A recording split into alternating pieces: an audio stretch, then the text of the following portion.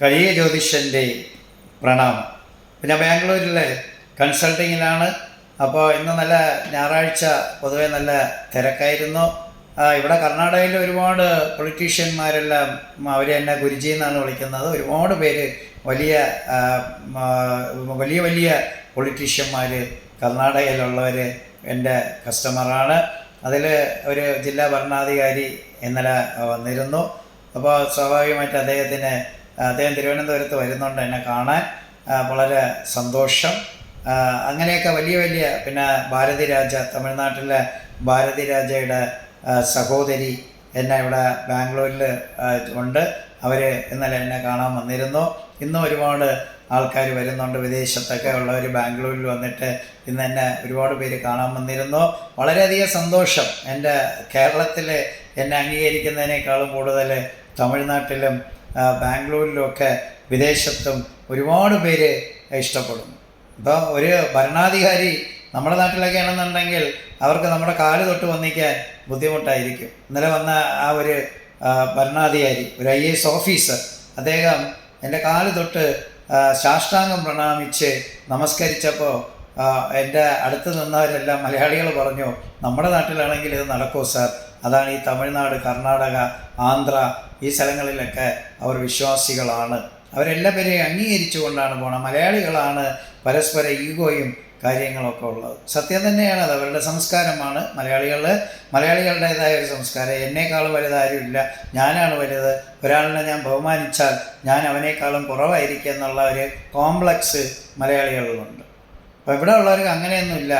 അപ്പോൾ വന്നപ്പോൾ അവർ എൻ്റെ കാല് നമസ്കരിക്കുമ്പോൾ, കളക്ടർ നമസ്കരിക്കുമ്പോൾ കൂടെ ഉള്ളവർക്ക് നമസ്കരിക്കാതിരിക്കാൻ പറ്റില്ല. അവർ ഓരോരുത്തരേറ്റവും കാലിൽ സാഷ്ടാംഗം വീഴുന്ന് പ്രണാമിച്ചു.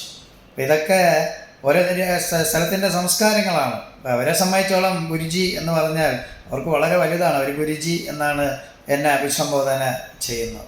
കർണാടകയിൽ ഒരുപാട് വൻ പൊളിറ്റീഷ്യന്മാരും വലിയ വലിയ ആൾക്കാരും ഒക്കെ എൻ്റെ കസ്റ്റമറായിട്ടുണ്ട്. അവർ സ്വാഭാവികമായിട്ട് എല്ലാ മേഖലയിലും ഇവിടുത്തെ എല്ലാ പാർട്ടിയിലുള്ളവരും വലിയ ബന്ധങ്ങൾ കാത്തു സൂക്ഷിക്കുന്നു. മുസ്ലിങ്ങൾ ഇഷ്ടം പോലെ ഉണ്ട്. ഞാൻ പറഞ്ഞില്ലേ, തുങ്കൂറിലൊക്കെ എനിക്കൊരു 250ഓളം കുടുംബങ്ങളുമായിട്ട് ബന്ധമുണ്ട്. അവരിവിടെ തിരുവനന്തപുരത്ത് വന്നിട്ട് പരിഹാരങ്ങളൊക്കെ ചെയ്തിട്ടും അപ്പം അത് ഒക്കെ അവർക്ക് അതിൻ്റേതായ ഫലങ്ങളും കാര്യങ്ങളൊക്കെ കിട്ടിയിട്ടുമുണ്ട്.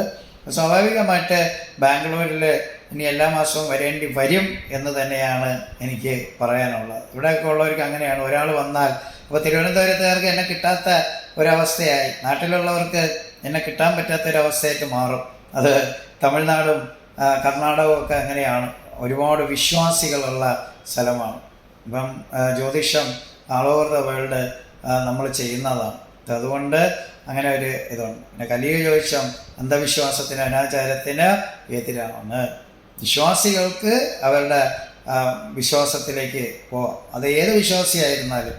ഇടയ്ക്ക് ഇന്നാളൊരു കമ്മ്യൂണിസ്റ്റ് വിശ്വാസി അദ്ദേഹം പറഞ്ഞു, എനിക്കൊരു1000 പ്രാവശ്യം സാറിൻ്റെ കാല് പിടിച്ച് നമസ്കരിക്കണമെന്നുണ്ട്, പക്ഷേ എൻ്റെ പ്രത്യാശാസ്ത്രം അതിനനുവദിക്കുന്നില്ല, സാറ് ഒരു വീഡിയോ ഇടണം. അങ്ങനെയൊന്നുമില്ല. വിശ്വാസികൾക്ക് വിശ്വാസത്തിൽ തുടരാൻ കമ്മ്യൂണിസ്റ്റ് പാർട്ടി അനുവാദം കൊടുത്തിട്ടുണ്ട്.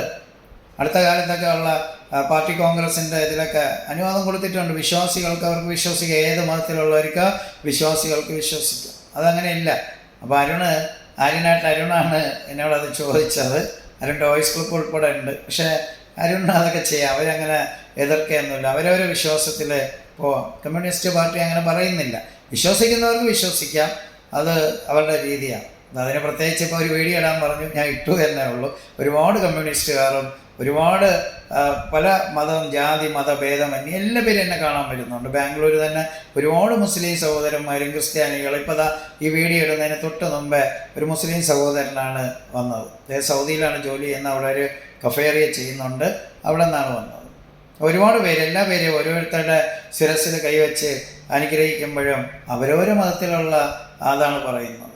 അങ്ങനെ പറഞ്ഞുകൊണ്ടാണ് ചെയ്യുന്നത്. ഹിന്ദു ആണെങ്കിൽ ഹിന്ദു സംസ്കാരത്തിലുള്ളത്, മുസ്ലിം ആണെങ്കിൽ ഖുറാനുമായിട്ട് ബന്ധപ്പെട്ട, ക്രിസ്ത്യാനികളാണെങ്കിൽ ബൈബിളുമായിട്ട്. അവർക്ക് എല്ലാവർക്കും അറിയാം. സാറിന് ഇതെല്ലാം അറിയാം. അതുകൊണ്ട് സാർ അങ്ങനെ ചെയ്യും. ഞാനും പറയാറുണ്ടല്ലോ, മഹാദേവൻ എല്ലാത്തിൻ്റെയും അംശമാണ്. എല്ലാവരെയും തുല്യരായിട്ട് കണ്ട് മുന്നോട്ട് പോകുന്നു. ജാതി മതഭേദമന്യേ സർവരെയും തുല്യര. അതാണ് ഹിന്ദു സംസ്കാരത്തിൻ്റെ ഒരു പ്രത്യേകത. അപ്പം അതുകൊണ്ട് ശിവദീക്ഷ എടുത്ത ഞാൻ ഭഗവാന്റെ രീതിക്ക് തന്നെയാണ് മുന്നോട്ട് പോകുന്നത്. എന്തായാലും വലിയ വലിയ ആൾക്കാരെല്ലാം ഇവിടെ വന്നു, എന്നെ കാണാൻ വന്നു. അവരുടെ ഇത്രയും സമയങ്ങൾ, ഇന്നലെ ആ ഒരു IAS ഓഫീസർ വരുമ്പോൾ അദ്ദേഹത്തിൻ്റെ ഒരുപാട് പ്രോഗ്രാമുകൾ ഷെഡ്യൂൾഡ് ചെയ്യണം. അദ്ദേഹത്തിൻ്റെ ഒരു റിലേറ്റീവാണ് ഇവിടെ വന്നത്. എന്നിട്ട് അദ്ദേഹം വിളിച്ചു വരുത്തി. അങ്ങനെയാണ് ഒരു ഇതായിട്ടുള്ളത്. അപ്പോൾ ഒരുപാട് ഷെഡ്യൂളുകൾ മാറ്റി വെച്ചുകൊണ്ടാണ് ഇവിടെ എത്തിച്ചേർന്നത്. അപ്പം ഇങ്ങനെ ഒരുപാട് പേര്, അവർക്കൊക്കെ അറിയാം സന്തോഷ് സാറ് അറിവുള്ളവനാണ്, എഡ്യൂക്കേറ്റഡ് ആയിട്ടുള്ളതാണ്, ഓരോരുത്തണ്ട് നല്ല രീതിയിൽ അറിവുണ്ട്. പിന്നെ ഞാൻ പറഞ്ഞ പോലെ എനിക്ക് 6 ഭാഷ അറിയാം. അതുകൊണ്ട് അതെൻ്റെ വലിയൊരു അഡ്വാൻറ്റേജാണ്. എവിടെ പോയാലും ആരുമായിട്ട് കമ്മ്യൂണിക്കേറ്റ് ചെയ്യാനുള്ള ഒരു സ്കില്ലുണ്ട്. അപ്പം അതും ദൈവം ഭഗവാൻ എനിക്ക് തന്നിരിക്കുന്ന ആ ഒരു ഇതാണ്. അതുകൊണ്ടാണ് തിരുവനന്തപുരവുമായിട്ടൊന്നും ഒതുങ്ങി നിൽക്കാതെ എല്ലാ സ്ഥലങ്ങളും സന്ദർശിക്കുന്നതും. എല്ലാ സ്ഥലങ്ങളിലും എനിക്കെല്ലാവരെയും അവരവർ പറയുന്നിടത്ത് പോയി കാണണമെന്ന് തന്നെയാണ് ആഗ്രഹം. അത് ഞാൻ ഓരോന്നായിട്ട് ചെയ്യും. ഒരു ദിവസം അല്ലെങ്കിൽ 2 ദിവസത്തേക്കാണെങ്കിൽ ഞാൻ ഓരോ സ്ഥലങ്ങളിൽ എത്തും. അതിൻ്റെ പ്ലാനിങ്ങിൽ തന്നെയാണ് മുന്നോട്ട് പോകുന്നത്. അതുകൊണ്ട് നിങ്ങളെല്ലാ പേരും ധൈര്യമായിട്ടിരിക്കുക. ഇനി തമിഴ്നാടും കർണാടകയൊക്കെ വന്നു കഴിഞ്ഞാൽ പിന്നെ അവർ വന്നുകൊണ്ടേയിരിക്കും. Mouth publicity is the best publicity. അപ്പോൾ അവരിങ്ങനെ പറഞ്ഞുകൊണ്ടേയിരിക്കും. എന്താ സാറിട്ട് എന്താ ആ ഒരു IAS ഓഫീസർ വന്ന സമയത്തും അദ്ദേഹത്തിൻ്റെ അച്ഛൻ ജ്യോതിഷനായിരുന്നു, ഇതുമായിട്ട് ബന്ധമുള്ള ഒരാളായിരുന്നു. അപ്പോൾ അദ്ദേഹം വന്നിട്ട് കാര്യങ്ങളൊക്കെ ഞാൻ പറഞ്ഞിട്ട് ഞാനെല്ലാം വ്യക്തമാക്കി പറഞ്ഞപ്പോൾ സാറ് പറഞ്ഞത് 100% ശരിയാണ് എന്ന് പറഞ്ഞു. ഞാൻ അദ്ദേഹത്തിൻ്റെ അടുത്ത് പറഞ്ഞു, 2006 മുതൽ 2022 വരെ താങ്കൾക്ക് ഇന്ന കാര്യങ്ങൾ ഏറ്റവും നല്ല സമയമാണ്, ഇതിനകത്താണ് താങ്കൾ എല്ലാം നേടിയത്. 2022 മുതൽ താങ്കൾക്ക് പ്രയാസമാണ്. ആബ്സല്യൂട്ട്ലി റൈറ്റ് എന്ന് പറഞ്ഞുകൊണ്ട് അദ്ദേഹം വന്നു. പിന്നെ അദ്ദേഹത്തിൻ്റെ അടുത്ത് ഒരു കാര്യം ചോദിച്ചു. അത് അദ്ദേഹത്തിന് മാത്രം അറിയാമെന്നുള്ള കാര്യമായിരുന്നു. അത് ഞാൻ ചോദിച്ചു. അദ്ദേഹം അത് 100% എന്നോട് ഓപ്പണായിട്ട് സംസാരിച്ചു. കൂടെ വന്നവരെല്ലാം വെളിയിലിറക്കി നിർത്തിയിട്ട് ആ പ്രശ്നവും കാര്യവും എൻ്റെ അടുത്ത് സമ്മതിച്ചു. സാർ പറഞ്ഞത് യു ആർ ആബ്സല്യൂട്ട്ലി റൈറ്റ് എന്ന് പറഞ്ഞ് എൻ്റെ അടുത്ത്. അങ്ങനെയാണ് തിരുവനന്തപുരത്ത് എന്നെ കാണാൻ വരണം. അതിന് ചില പരിഹാരങ്ങളൊക്കെ ഉണ്ട്. തീർച്ചയായും അതിനു വേണ്ടി അദ്ദേഹം എത്തിച്ചേരും. ഇങ്ങനെയൊക്കെയാണ് ഒരുപാട് കാര്യങ്ങൾ. അത് അവർ പറയാതെയാണ് എല്ലാം അങ്ങോട്ട് പറയുന്നത്. അത് ഏത് രാജ്യത്തുള്ളവരായാലും അവരൊന്നും പറയരുത്, നമ്മളെല്ലാം പറയും. അപ്പോഴാണ് ഈ ശാസ്ത്രത്തെ അവർ അംഗീകരിക്കുന്നത്. ഈ ശാസ്ത്രത്തിൽ ഇങ്ങനെയുള്ള ആചാര്യന്മാരുണ്ട് എന്നവർ, ഈ കാലഘട്ടത്തിലും ഇങ്ങനെയുള്ളവരുണ്ട് എന്നവർ മനസ്സിലാക്കും. ഇതിപ്പോൾ സ്വയം പുകഴ്ത്തിയതൊന്നുമല്ല. ഇത് ഞാൻ പറയാതെ നിങ്ങളാരും അറിയില്ല. അതാണ് അതിൻ്റെ ഒരു കാര്യം. അപ്പോൾ അതെനിക്കത് പറയണം.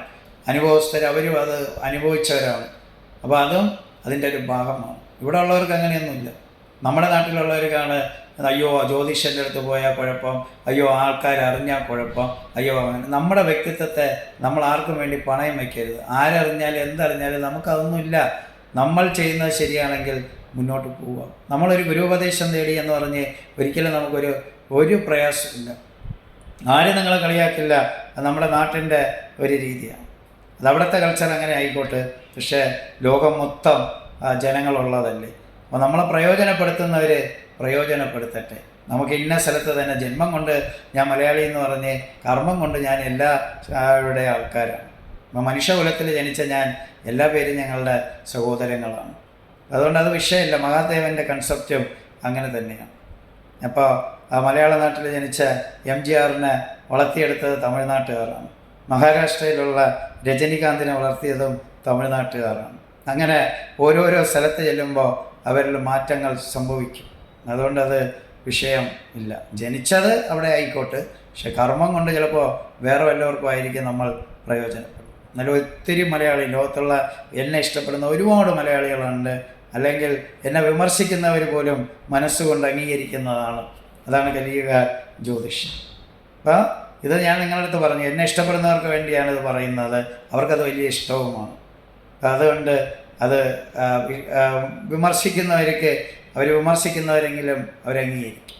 അതും വേറൊരു കാര്യമാണ്. പിന്നെ അവരുടെ പ്രത്യയശാസ്ത്രത്തിനനുസരിച്ച് അവരങ്ങനെ പോകുന്നുണ്ട്. ഇപ്പോൾ കലിയുഗ ജ്യോതിഷൻ എന്ന് പറഞ്ഞാൽ ലോകം മൊത്തം നിറഞ്ഞു നിൽക്കുന്നവനാണ്. ഒരുപാട് പേര് തിരുവനന്തപുരത്തുള്ളവർ പരാതി പറയുന്നു, ഇപ്പോൾ സാറിന് 1-2 ദിവസമൊക്കെ ഇവിടെ ഞങ്ങൾക്ക് കിട്ടുന്നുള്ളൂ. ബാക്കി സാറ് ബാംഗ്ലൂർ, ദുബായ് ഇങ്ങനെ സഞ്ചരിച്ചു കൊണ്ടേയിരിക്കുന്നു പല സ്ഥലങ്ങളിലും. അപ്പം അതാണ് അതിൻ്റെ രീതി. ഇതുപോലുള്ള കുറേ ആവശ്യങ്ങൾ വരുമ്പോൾ എനിക്ക് പോയല്ലേ പറ്റുള്ളൂ, പോയേ പറ്റൂ. അപ്പോൾ അവർ ഇപ്പം പല കാര്യങ്ങളും അവർ ചെയ്തിട്ടാണ് അവർക്കത് സംഭവിക്കുമ്പോൾ അവർ കൂടുതൽ വിശ്വാസത്തിലേക്ക് വരികയല്ലേ. അനുഭവോ ഗുരു, അതാണ് രീതി.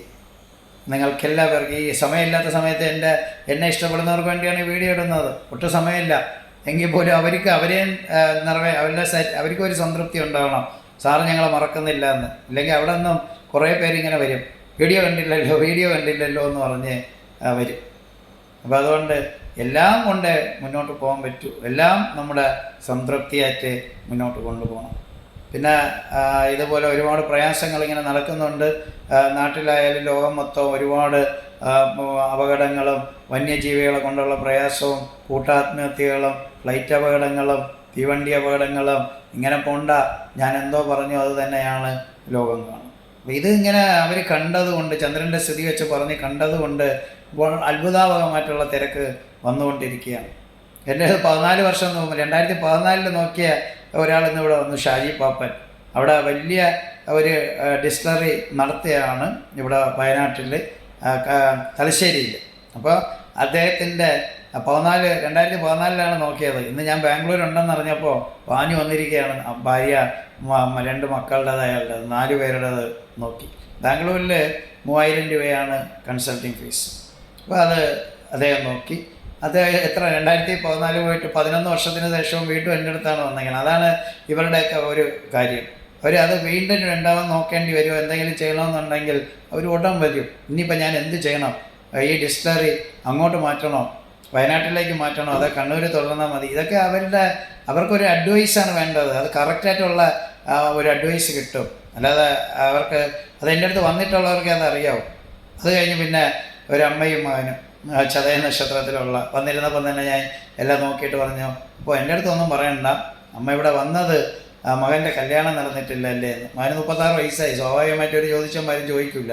അപ്പം ഞാനത് ചോദിച്ചു, അതിനു വേണ്ടിയാണ് വന്നത്. ഇവിടെ ആരെന്തിനു വേണ്ടി വരുന്നു എന്നുള്ളത് കൂടെ പറയും. അതാണ് യഥാർത്ഥ ആചാര്യം.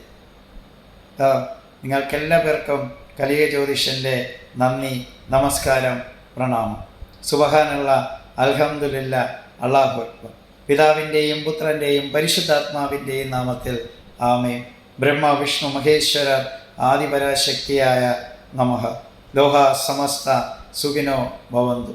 ലോകത്തിലെ സകല ജീവജാലങ്ങളും സുഖത്തോടെയും സന്തോഷത്തോടെയും സൗഭാഗ്യത്തോടെയും ജീവിക്കട്ടെ എൻ്റെ പൊന്നിൻ മഹാദേവ.